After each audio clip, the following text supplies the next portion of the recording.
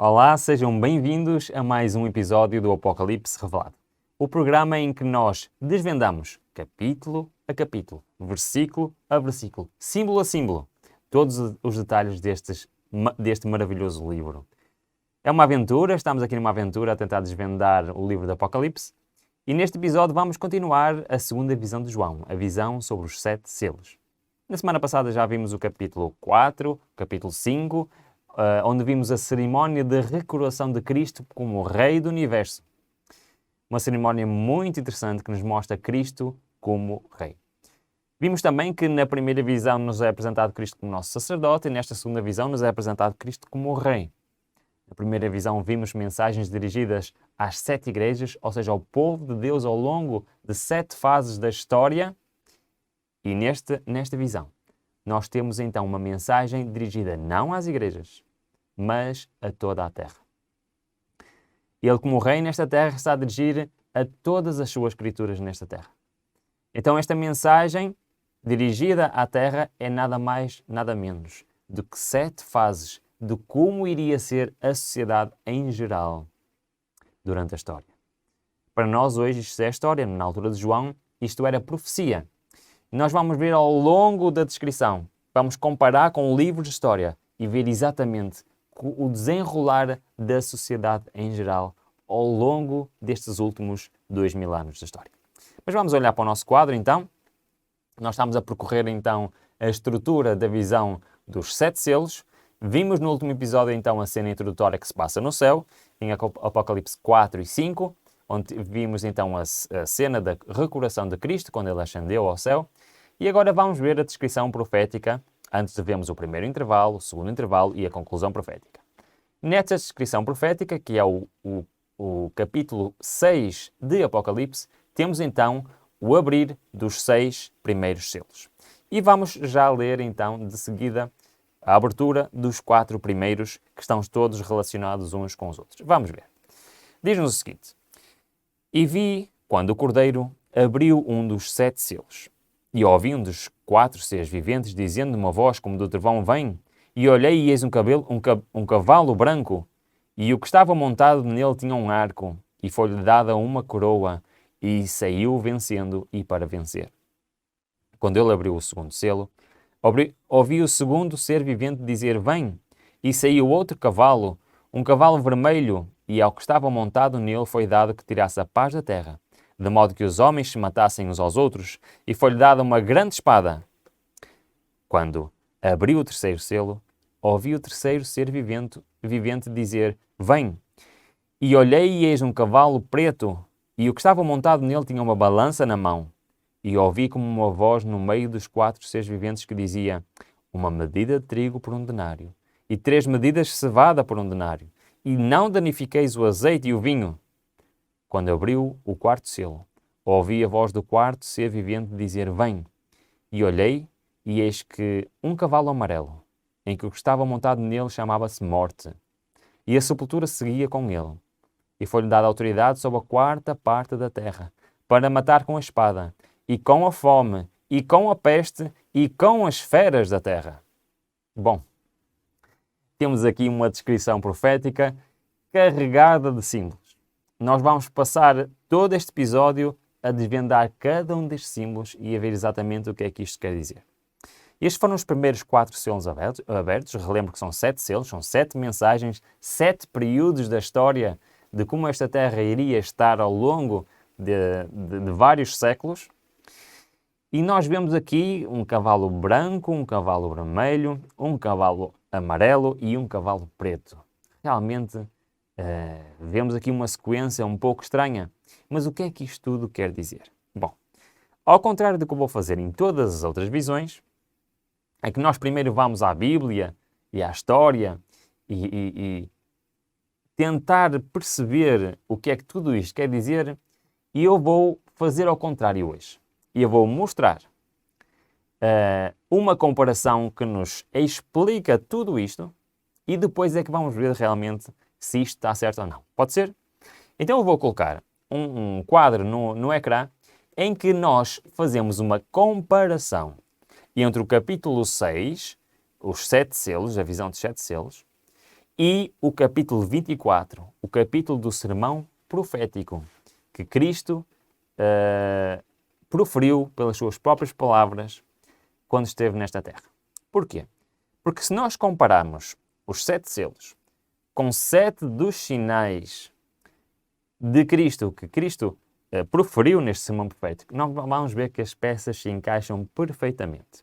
Então nós vamos usar este quadro para nos ajudar a decifrar o que é que são estes 7 selos. Ok? E ao longo do estudo nós vamos perceber que isto realmente tem lógica. Então vamos olhar para o quadro. Diz assim: temos do lado direito os 4 primeiros selos, ali os versículos, portanto, os capítulos e os versículos onde eles estão. O cavaleiro com cavalo branco, o cavaleiro com cavalo vermelho, o cavaleiro com cavalo preto e um cavaleiro com cavalo amarelo. E do outro lado temos a respectiva comparação com o sermão profético de Mateus 24. Temos também os versículos e temos então que a comparação com o cavalo branco é: o Evangelho será pregado, que se encontra em Mateus 24, 14. O cavalo vermelho temos guerras e rumores de guerras.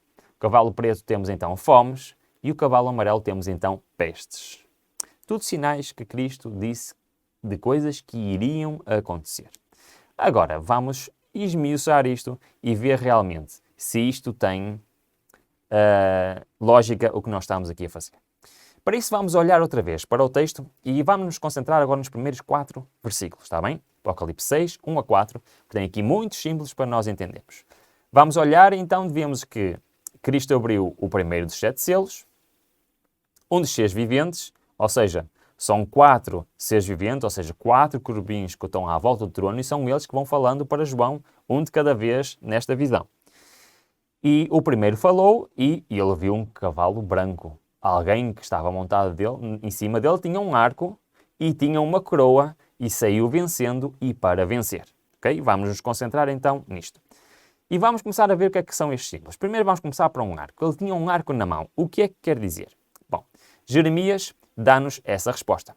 Em Jeremias 49, 35, diz-nos o seguinte: assim diz o Senhor dos Exércitos: eis que eu quebrei o arco de Elão, o principal do seu poder. Então, está-nos aqui a falar de um arco. E o que é que este arco então simboliza? Vamos ver.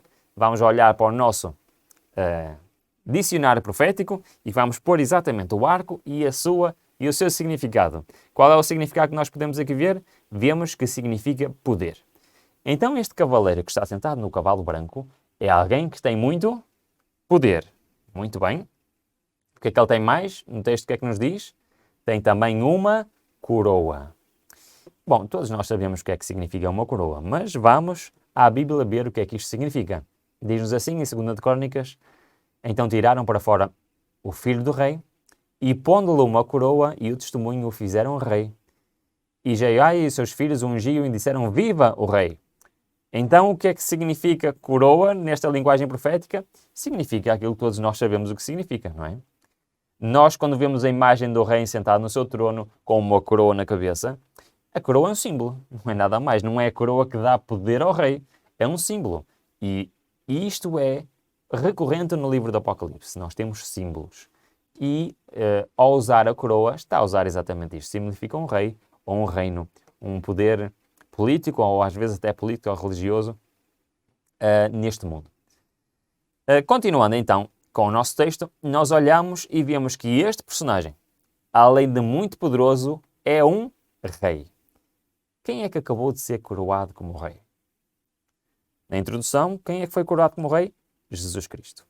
Um cavalo que era branco. Já vimos na primeira visão que o branco significa pureza, significa ausência de pecado e é um símbolo também de Cristo e dos seus seguidores.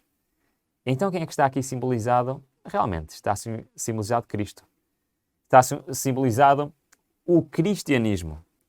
E foi exatamente o que aconteceu nesta primeira fase. Nesta primeira fase da igreja foi isto que aconteceu. O cristianismo saiu para conquistar com o seu arco, ou seja, com o grande poder da parte de Jesus Cristo, e se espalhou por todo o mundo. Esta conquista não foi uma conquista à força, não foi uma conquista por guerras, foi uma conquista espiritual. Cristo deixou a missão a 12 homens. Um deles ficou pelo caminho, foi substituído por outro, e depois se juntaram mais, e mais, e mais, e o cristianismo se espalhou por todo o mundo. É muito interessante que o Império Romano, ao mesmo tempo que mantinha todas as suas províncias cativas a pagar impostos, mas ao mesmo tempo também serviu para se poder espalhar de uma maneira mais fácil o cristianismo. E foi exatamente isso que aconteceu. Se nós olharmos pelas palavras de Paulo, por exemplo, em Romanos e de seguida em Colossenses, vemos exatamente isto. A todos que estáis em Roma, portanto, a carta dos Romanos foi uma carta escrita à Igreja de Roma, dizia: a todos que estáis em Roma, amados de Deus, chamados para ser santos. Graça a vós e paz da parte de Deus, nosso Pai, e do Senhor Jesus Cristo. Primeiramente, dou graças ao meu Deus, mediante Jesus Cristo, por todos vós, porque em todo o mundo é anunciada a vossa fé. Já na altura de Paulo, esta visão de João se estava a cumprir. Em todo o mundo o Evangelho estava a ser pregado. Voltando ao texto, um pouco mais à frente, diz: logo a fé é pelo ouvir, e o ouvir pela palavra de Cristo. Mas pergunto, porventura não ouviram? Sim, claro que ouviram. Sim, por certo. Por toda a terra saiu a voz deles e as suas palavras até aos confins do mundo. Na carta aos Colossenses, como eu estava a dizer, diz exatamente o mesmo. Olha, reparem, por causa da esperança que vos está reservada nos céus, da qual antes ouvistes pela palavra da verdade do Evangelho, que chegou a vós, como também está, aonde? Em todo o mundo, fortificando e crescendo, assim como entre vós, desde o dia em que ouvistes e conhecestes a graça de Deus em verdade. Se é que permaneceis na fé, fundados e firmes, não vos deixando apartar da esperança do Evangelho que ouvistes, e que, passado, foi pregado a toda a criatura que há debaixo do céu, e do qual eu, Paulo, fui constituído ministro. Então nós olhamos para esta visão, e este primeiro cavalo simboliza exatamente esta conquista espiritual. Este cavaleiro, neste cavalo branco, significa nada mais, nada mesmo do que a expansão do cristianismo por todo o mundo conhecido da época. Por todo o lado se ouviu falar de Cristo, da sua morte, da sua ressurreição, do Evangelho eterno. Os próprios apóstolos participaram nisto. Paulo foi um dos expoentes máximos da missão. Missionários foram enviados para todo o mundo para falar de Cristo. E todo o mundo ouviu o Evangelho eterno. Muitos se converteram e o cristianismo se espalhou. E, portanto, este cavalo branco representa esta fase da história deste mundo em que houve um crescimento exponencial do cristianismo puro, do cristianismo primitivo, daquele que realmente converteu corações em todo o mundo, porque era dirigido por um, que é nada mais, nada menos, do Rei deste universo, por Jesus Cristo. Mas a seguir veio outro cavalo, e veio então um cavalo vermelho. E este cavalo fala-nos então de violência. O cavalo vermelho é símbolo muitas vezes de sangue, de morte, de destruição, e vemos que foi exatamente isso que aconteceu. Se olharmos para o texto, nós vemos que este cavalo foi-lhe permitido que tirasse a paz na terra. Ou seja, se a terra vivia, apesar de quase todo o mundo fazer parte do Império Romano e estarem sujeitos à autoridade romana, existia relativa paz. Mas essa paz estava prestes a terminar. E diz o texto, de modo que os homens se matassem uns aos outros, e foi-lhe dado uma grande espada. A seguir à fase de expansão do cristianismo, nós tivemos uma fase em que as guerras se tornaram predominantes. É interessante, e se nós formos olhar para os livros de história, nós vemos que na altura em que o cristianismo se espalhou, foi precisamente na altura de maior expansão do Império Romano. E isto tem toda a lógica, porque reparem, o Império Romano, apesar de ser algo que não era, com certeza, da vontade de Deus, um povo subjugar outros povos, mas Deus usou o Império Romano para poder espalhar o seu Evangelho. Porque reparem bem, para haver comunicação entre todas estas províncias que iam desde Portugal até a Ásia, desde o norte da África até a Escandinávia, às ilhas inglesas, nós tínhamos povos totalmente diferentes, com culturas diferentes, com línguas diferentes. Como é que eles conseguiam comunicar uns com os outros? É verdade, havia uma língua comum, que era o grego. Apesar de uns falarem uma língua aqui, outros falarem outra língua aqui, todos terem a sua língua nativa, todos falavam, se comunicavam e se entendiam em grego. Não é por acaso todo o Novo Testamento, todas as cartas do Novo Testamento foram escritas em grego. E eram enviadas e toda a gente conseguia ler, toda a gente conseguia compreender. Porque existia uma língua franca, uma língua que era falada quase universalmente, que era o grego. Não só isto permitiu o espalhar do Evangelho, mas também o facto de haver vias de comunicação terrestre e marítima que permitiam facilmente as pessoas se deslocarem de uma parte do Império para a outra. Todo o Império estava ligado por uma rede de estradas, que permitia às pessoas, a pé ou de cavalo, facilmente se deslocarem de um país para o outro, de uma província para outra. Mesmo por via marítima isto era possível. Havia rotas marítimas por todo o Império, que permitia facilmente, em poucos meses, em poucas semanas, se deslocarem de um lado para o outro. Isto foi usado para que o Evangelho percorresse todo o mundo. Mas em breve iria começar o declínio deste mesmo Império. E se nós olharmos para os livros de história, nós vemos exatamente isso. Reparem o que é que aconteceu. A crescente pressão dos bárbaros, povos que estavam fora da cultura greco-romana, também contribuiu grandemente para o colapso da civilização romana.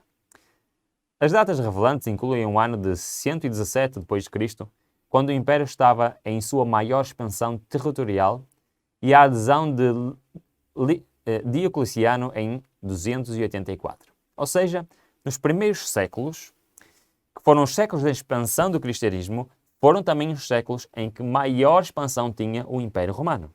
Mas depois começou o declínio. A perda territorial, considerável e irreversível, no entanto, começou em 376. E eu queria parar um bocadinho aqui antes de continuarmos o texto. A queda do Império Romano começou no final do IV século.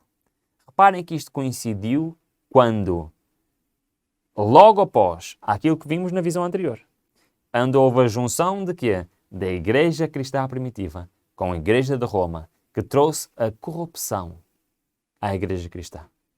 A doutrina pura se misturou com a doutrina pagã da Igreja Romana. E o Império se tornou supostamente cristão, mas era cristão corrompido. Era um cristão em que havia junção entre a doutrina primitiva de Cristo e as doutrinas pagãs da Igreja de Roma. E não é coincidência que poucos anos depois começou o declínio e a destruição do Império Romano. Mas voltemos ao texto, então. Como eu estava a ler, a perda territorial considerável e irreversível, no entanto, começou em 376, com a irrupção em larga escala de godos e outros povos bárbaros. Por 476, quando Odoacro depôs o imperador Rómulo Augusto, o imperador romano do Ocidente exercia poder militar, político ou financeiro insignificante e não tinha controle efetivo sobre os dispersos domínios ocidentais, que ainda poderiam ser descritas como romanos. Ou seja, em cerca de um século, o Império Romano se colapsou. Foi-se fragmentando até perder a sua influência e deixar de existir. Ora, isto aconteceu à custa de muitas guerras, à custa de muitas mortes, à custa de muitas espadas a serem usadas. E isto terminou com um período de relativa paz. Mas este período de guerra prolongou-se por muitos anos. Não foi só no terceiro século, não foi só no quarto século, estas guerras continuaram. Quer no Império, com o terminar do Império Romano no Ocidente, quer ainda com o Império que continuou no Ocidente, onde foram então continuamente exercidas estas guerras. Mas não só, porque a Igreja, que se tornou proeminente e tornou-se também como uma força política, a própria Igreja Católica Apostólica Romana, também iniciou as suas próprias guerras. E durante séculos, e se formos a ver, por exemplo, no quadro que temos no nosso ecrã, nós vemos que durante séculos houve aquilo que todos nós já ouvimos falar, que foram as cruzadas. Século após século, batalha após batalha. Nós vemos que durante muito tempo a guerra foi predominante. Se por um lado nós tivemos então uma parte de expansão inicial na Igreja Cristã, agora vemos uma parte em que a guerra passou a ser o aspecto predominante da sociedade em geral. Mas a visão não termina aqui. E se nós lemos, e se nós olharmos para o nosso quadro, nós vemos que de um cavalo branco, que passou para um cavalo vermelho, que significou lutas, guerras, morte, temos agora então um cavalo preto. E depois ainda vamos ter um cavalo amarelo. Agora no cavalo preto e no amarelo nós vamos ter que parar um bocadinho e vamos ter que ver com calma o que é que isto tudo quer dizer. Se nós já vimos que houve uma primeira parte de expansão do cristianismo, uma segunda parte em que houve muitas guerras, muitas lutas, agora temos outras duas fases diferentes. E temos uma fase em que o cavalo é preto. E vemos que, voltando agora para o texto, que eis que um cavalo preto e o que estava montado tinha uma balança na mão. E ouvi como uma voz no meio de 4 seres viventes que dizia: uma medida de trigo por 1 denário e 3 medidas de cevadas por 1 denário. E não danifiques o azeite e o vinho. Não sei se estão a imaginar esta cena. Portanto, temos um cavalo preto, alguém sentado em cima deste cavalo, tem uma balança na mão e depois fala em uma medida de trigo por 1 denário e 3 medidas de cevadas por 1 denário. Ou seja, isto é quase uma transação comercial, em que se está a pesar farinha para se dar a alguém à troca de dinheiro. Denário era uma medida de dinheiro. Ora, o que é que isto quer dizer? Isto quer dizer uma coisa muito simples. Não sei se se lembram do nosso quadro, onde nós comparamos Mateus 24 com os 7 selos. Na parte do cavalo preto falava em fome. E é exatamente o símbolo que nós temos aqui. Reparem que alguém está simbolicamente a comprar farinha.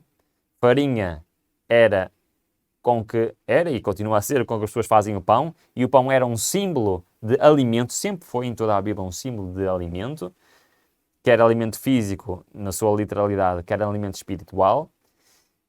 Mas nós vemos aqui algo interessante, é que 1 denário era nada mais, nada menos que o salário de um dia inteiro de trabalho. E reparem o que é que nesta altura as pessoas podiam comprar com o salário de um dia. O símbolo que nós temos aqui. Com o salário de um dia, podia comprar uma medida de trigo. Não sei se estão a perceber o que é que isto quer dizer. É que uma medida de trigo dava para fazer uma refeição para uma pessoa. Ou seja, nesta altura, nesta fase da história, para se comprar uma refeição para uma pessoa, era preciso trabalho de um dia inteiro. E por isso temos aqui outra opção, que era a comida mais barata. A farinha de trigo era mais cara, a farinha de cevada era 1/3 do preço. Vamos voltar ao texto, o que é que nos diz? Uma medida de trigo por 1 denário e 3 medidas de cevada por 1 denário. Portanto, o mesmo preço para uma medida de trigo era para 3 medidas de cevada. Ou seja, se as pessoas fossem à comida mais barata, conseguiam com o salário de um dia comprar 3 refeições, que daria 3 refeições para uma pessoa, ou, pensem bem nisto, numa família de 3 pessoas, uma refeição por dia.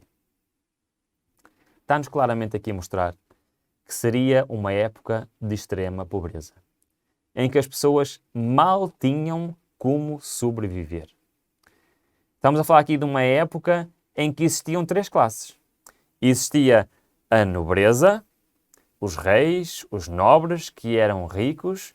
Havia o clero, que eram ainda mais ricos e ainda tinham mais poder. E havia todos os outros. Simplesmente o plebeu, a pessoa da classe trabalhadora, era extremamente pobre. Durante séculos e séculos o feudalismo foi uma realidade. E todas as pessoas que não eram nem do clero, nem de nobreza, eram devotos à extrema pobreza. E aqueles que conseguiam trabalhar apenas conseguiam receber o mínimo indispensável para a sua sobrevivência. foi de facto um período de grande miséria, de grande fome e de grande pobreza. E isto se arrastou ao longo dos séculos. E houve alturas que foi um pouco melhor e as pessoas conseguiam sobreviver, mas houve alturas em que mesmo a própria sobrevivência estava posta em causa. E os livros de história testificam exatamente isso mesmo. Vamos ler. Primeiro vamos ler a representação espiritual, que estávamos há bocado a falar, em Mateus 4,4, que nos diz: Mas Jesus lhe respondeu, está escrito, nem só de pão viverá o homem, mas de toda a palavra que sai da boca de Deus. Ou seja, o pão é um alimento físico, mas também um símbolo para o alimento espiritual. Vamos acrescentar aqui no nosso dicionário profético, portanto, o pão, neste caso está representado pela farinha, que servia para fazer o pão, para as pessoas se alimentarem, significa espiritualmente a palavra de Deus. E isto, porque é que eu estou a ressalvar este ponto? É que não só havia fome física de alimento, mas também fome espiritual. Porque este sistema do feudalismo e desta fusão entre o poder político e o poder religioso, em que era o poder religioso que tinha mais poder, fez uma coisa extraordinária. Foi retirar a palavra de Deus das pessoas. Tornou-se proibido ter a Bíblia, tornou-se proibido estudar a Bíblia, tornou-se proibido seguir a Bíblia. E isto, nesta Idade Média, havia trevas e havia falta de alimento físico e falta de alimento espiritual. Mas vamos voltar à nossa representação e ver o que é que os livros de história falam desta altura. Por exemplo, vamos ler aqui um que fala da grande fome, que foi o culminar disto tudo, ou seja, de vários séculos a viver no feudalismo, em pessoas em extrema pobreza, e houve uma altura que foi a mais marcante, em que a fome realmente foi extraordinária. Vamos ler a Grande Fome de 1315 a 1313 na Europa, ocasionalmente datada como de 1315 a 1322, foi a primeira de uma série de crises sociais em larga escala que atingiram a Europa no início do século IV, causando não centenas, nem milhares, mas milhões de mortes por grandes números de anos, marcando assim o fim de um período anterior de prosperidade no continente durante o século XIII.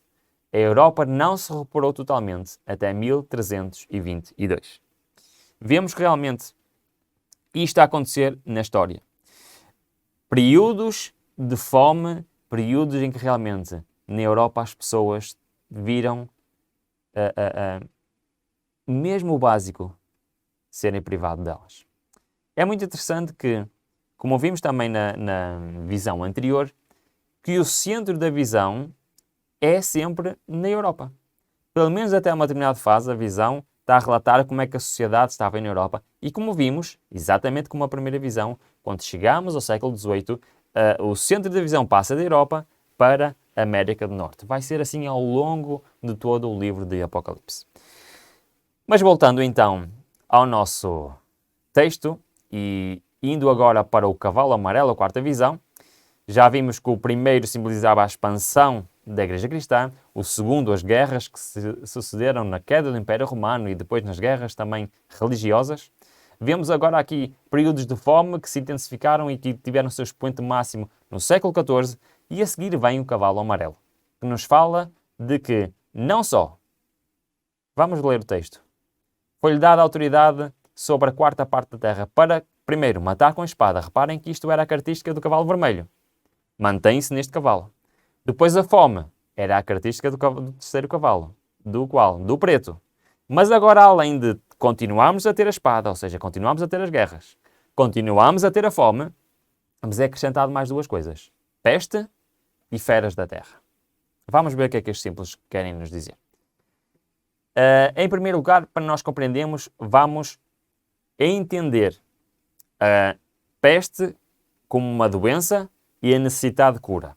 Vamos precisar de fazer aqui primeiro um paralelismo de um símbolo do pecado, está bem? Vamos olhar para o texto de 1 de Pedro 2,24, que nos diz assim: levando ele mesmo os nossos pecados em seu corpo sobre o madeiro, para que mortos para os pecados pudéssemos viver para a justiça, e pelas suas feridas fostes sarados.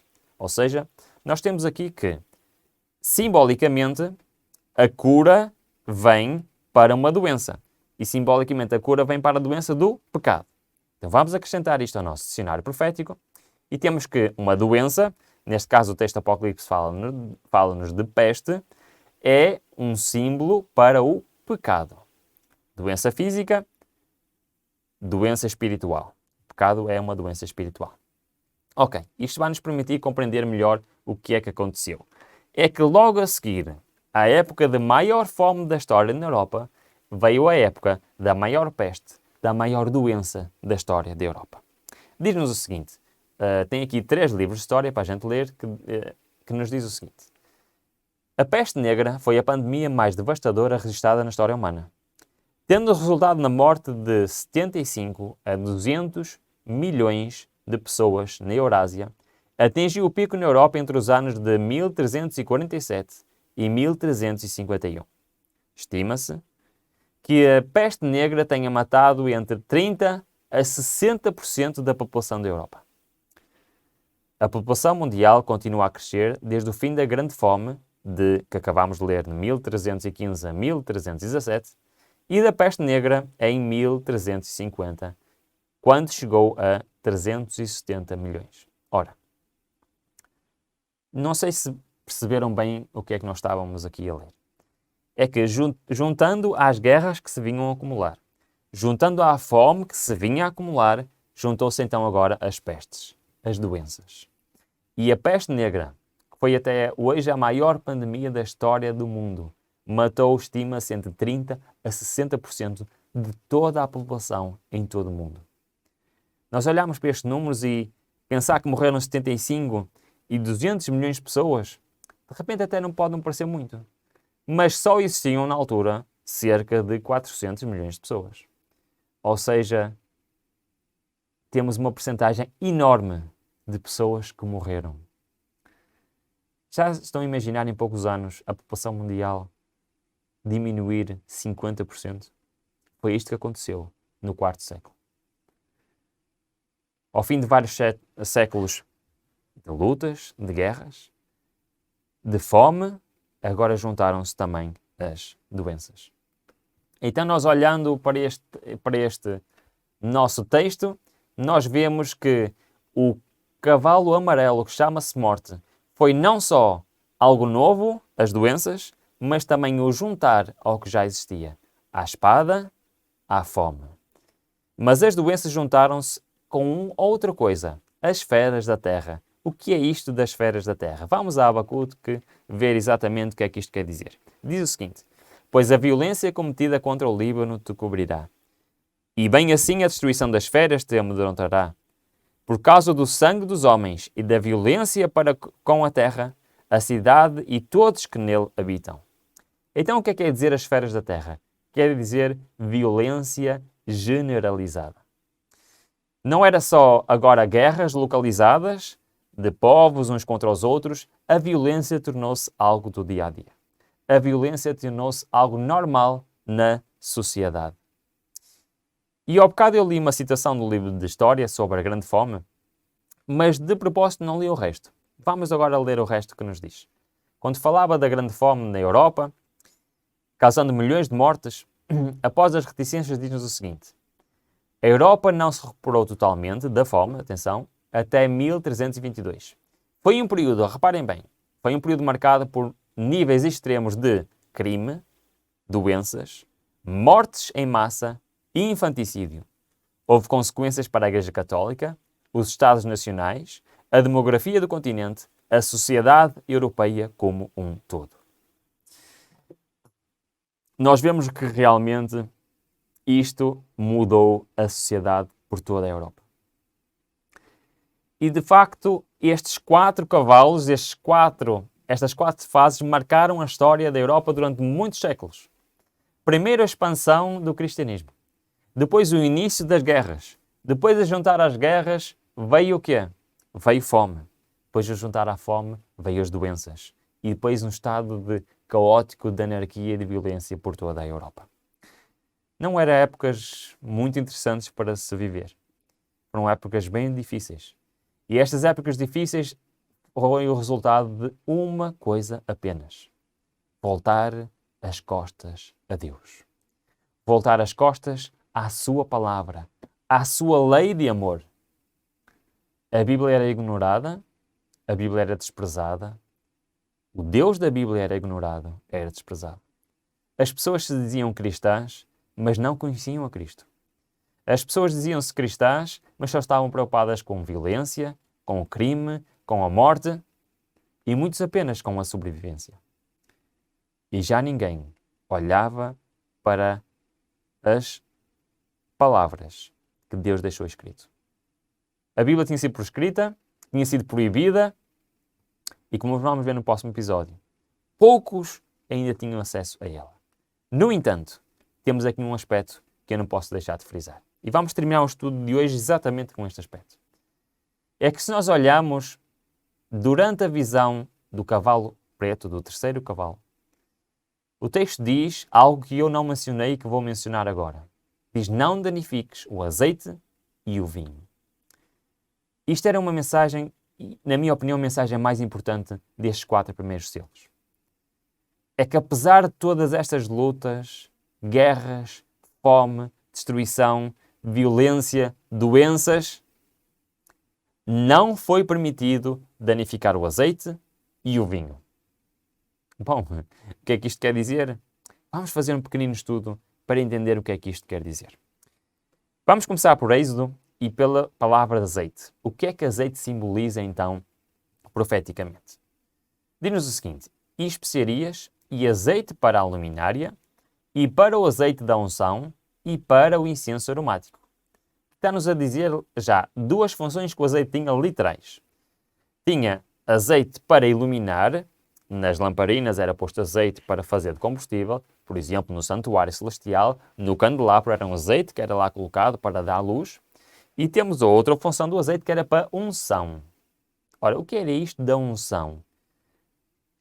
Cargos importantes de responsabilidade, como por exemplo o cabo de um rei, no povo de Israel, para ele ser rei, tinha que ser ungido. Ou seja, tinha que ser vertido ou aplicado azeite na cabeça daquele que se iria tornar rei. Vamos ler.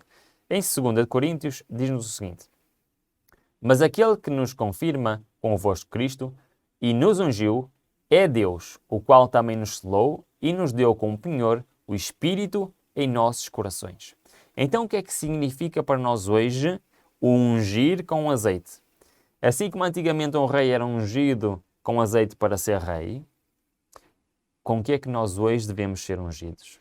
O texto é claro: com o Espírito Santo nos nossos corações. Então, o símbolo que nos interessa hoje aqui, o azeite, é a unção do Espírito Santo. Vamos ainda ler mais um texto. Em 1 João diz-nos: para vós outros, uma unção que dele recebeste permanece em vós. E não tendes necessidade de que alguém vos ensine, mas como a sua unção vos ensina a respeito de todas as coisas, e é verdadeira e não é falsa, como ela nos ensinou, assim permaneceis nele. Uma das funções da unção, uma das funções do Espírito Santo no nosso coração é esta: é nos ensinar, é nos levar à verdade da Bíblia. Por isso é que é tão importante, sempre que nós abrimos a Bíblia, sempre que nós temos os nossos momentos de estudo com Deus, nós devemos pedir a Deus a presença do Espírito Santo no nosso coração. Porque nos vai ajudar a discernir todas as mensagens que Deus nos quer trazer. Então, olhando para o nosso quadro profético, o que é que nós vemos? Vemos que o azeite é um símbolo do Espírito Santo. E o vinho? O que é que será então o vinho? Vamos ver. Diz-nos então, em Lucas 10, e aproximando-se, atou-lhes as feridas, deitando nelas azeite e vinho, e pondo sob a sua cavalgadura, levou-o para uma estalagem e cuidou dele. É verdade. O azeite e o vinho eram usados para curar as feridas. Eram usados para cuidar dos doentes e dos feridos. Então temos aqui um outro símbolo que é muito importante. Vamos continuar. Gênesis, a ver o que é que este vinho quer dizer. Gênesis 49 nos diz: o cetro não se arredará de Judá, nem o bastão de autoridade dentro dos seus pés, até que venha aquele a quem pertence, e a ele obedecerão os povos. Atando ele o seu jumentinho à vide, e o filho da sua jumenta à videira seleta, lava as suas roupas em vinho, e as suas vestiduras em sangue de uvas. Ora, este texto é muito claro para cada um de nós. Primeiro, que ninguém no seu perfeito juízo, não é? Vai lavar a roupa com vinho, não é? Ela ficava suja, ficava manchada. Isto é um simbolismo. E o que é que isto de lavar a roupa em vinho simboliza? Simboliza muito simplesmente o lavar as nossas roupas no sangue do Cordeiro. O vinho é um símbolo do sangue de Cristo. O vinho é um símbolo do perdão, da salvação para cada um de nós. É isto que significa. Mas mais, ainda temos mais um texto. Em Mateus 26 diz-nos o seguinte: E tomando um cálice rendeu graças e deu-lhes, dizendo: Bebei dele todos, pois isto, já tinha um cálice de vinho, isto é o quê? É o meu sangue, é o sangue de Cristo, o sangue da nova aliança, o qual é derramado em favor de muitos para remissão dos pecados. Temos então o nosso quadro completo para hoje. Temos o azeite, que é um símbolo do Espírito Santo, e temos o vinho, que representa a cura de pecado, representa a salvação para cada um de nós. Então nós olhamos para este quadro, onde tem estes 4 cavaleiros, e vemos que de uma fase de expansão do cristianismo passámos para uma fase de guerras, para uma fase de fome, de doenças, de violência generalizada. Nós vemos que a mensagem de Deus dizia uma coisa muito importante: não danifiques o vinho e não danifiques o azeite. Ou seja, o Espírito Santo continuava disponível para todos aqueles que se quisessem chegar a Cristo. E mais, a salvação durante este tempo de trevas, durante este tempo de Idade Média, esteve na mesma disponível para todos aqueles que se quisessem chegar a Cristo. É verdade. Ainda hoje isto é uma realidade. Ainda hoje este azeite, este vinho, está disponível para ti, está disponível para mim. O Espírito Santo está ansioso para trabalhar na minha vida. O Espírito Santo está ansioso para trabalhar na tua vida. Está ansioso para fazer uma obra transformadora no nosso coração. Cristo está ansioso para ser o nosso melhor amigo. Nos trazer o perdão pelo seu sangue. Nos trazer a cura para o pecado. E nos dar a salvação. Cristo é nosso sacerdote. Cristo é nosso Rei. Mas, acima de tudo, Cristo é o nosso Salvador. E é este Cristo que nós encontramos no livro de Apocalipse. O meu desejo para cada um de nós é que Cristo seja uma presença na nossa vida e que, pela ação do Espírito Santo, traga-nos a cura para o pecado e a salvação a cada um de nós. Que Deus nos abençoe. Olá, gostou deste vídeo? Então apoie o nosso canal. Existem 3 maneiras simples de o fazer. Primeira, faça um like neste vídeo. Segunda, subscreva o nosso canal. E terceira, partilhe este vídeo. Ao partilhar este vídeo, está a partilhar o Evangelho.